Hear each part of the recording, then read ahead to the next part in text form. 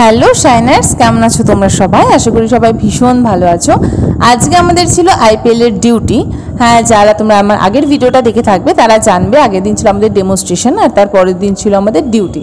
তাই সকালবেলায় ওই তার যে চাটা দেখছো, এখন আর চা করে খাওয়া হয় না, তাই ওতেই একটুখানি গরম জল করে চাটা খেয়ে নিই আর কি।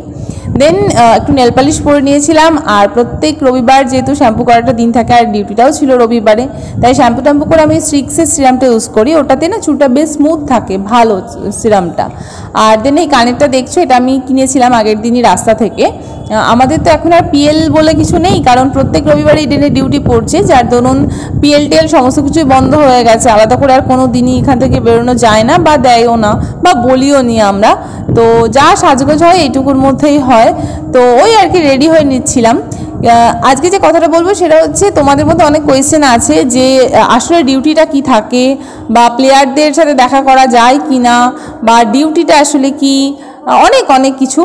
তো আমি নেক্সট কোনো একটা ভিডিওতে এই নিয়ে ডিটেলস কথা বলবো, কারণ আমাদের তো এখনও ডিউটি শেষ হয়নি। আমাদের ইডেনে এখনও 3টে ম্যাচ আছে, মেবি 26, 29 আর ওই মান্থের 11।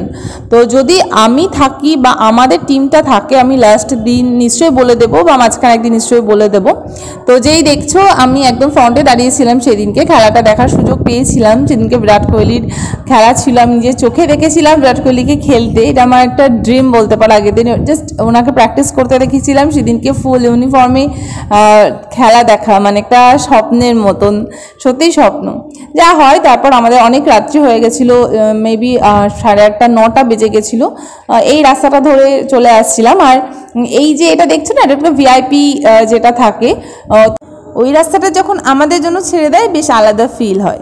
যাই হোক, তোমরা সবাই ভীষণ ভালো থেকো, আর আমার চ্যানেলটা প্লিজ সাবস্ক্রাইব করে দিও। সবাইকে বাই বাই।